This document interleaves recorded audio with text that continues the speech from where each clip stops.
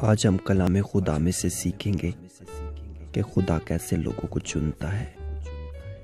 یعقوب دھوکے باز تھا، پطرس غصے والا تھا، داؤد کا ناجائز تعلق تھا، نوح نے شراب پی، پولس ایک قاتل تھا، مارتھا گھبراہٹ کا شکار تھی، روت ایک غیر قوم تھی، یونا خدا سے دور بھاگا، توما شکی تھا، ایلیا دباؤ کا شکار تھا، راہب ایک فاحشہ تھی،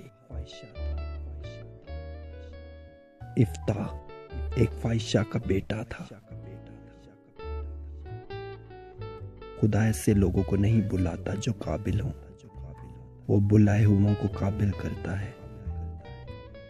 آمین۔